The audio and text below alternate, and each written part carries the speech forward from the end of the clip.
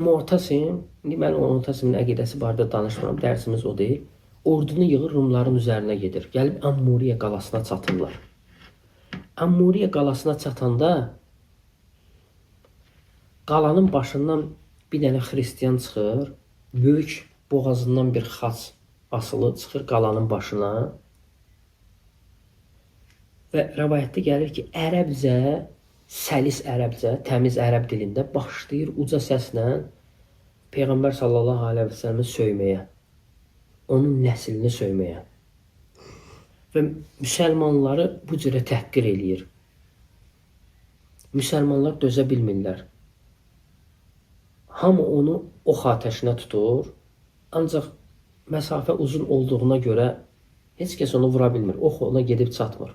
O da gülərək, istehza eləyərək daha da deyir söyüşlərini artırırdı, dayanmadan uca səslə söyürdü.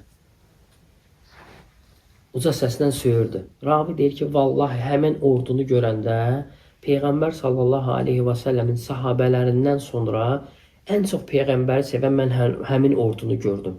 Onlar ölümə getməyə razı idilər ki, o Peyğəmbər sallallahu aleyhi və səlləm söyülməsin. Onun sahabələri, onun yoldaşları, onun qohumları söyülməsin. Amma həmin insan söyürdü. Və müsəlmanlar əlatsız idilər.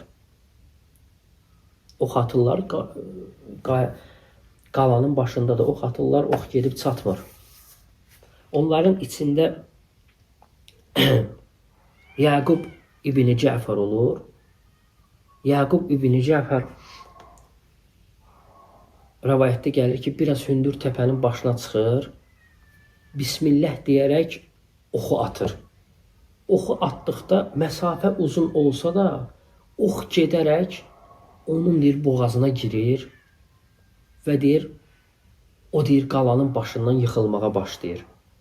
Onun deyir cəsədi qalanın dibinə düşdükdə, deyir müsəlmanlar onu cumaraq onun cəsədini parçaladılar. Hisslərindən ki, bu insan Peyğəmbər sallallahu aleyhi və səlləmin və onun əhl-i beytini söyüb. Ondan sonra döyüşü utduqdan sonra da deyir, Mu'tasim deyir, sevinci həddi hüdudu yox idi. Sevincindən ağlayırdı.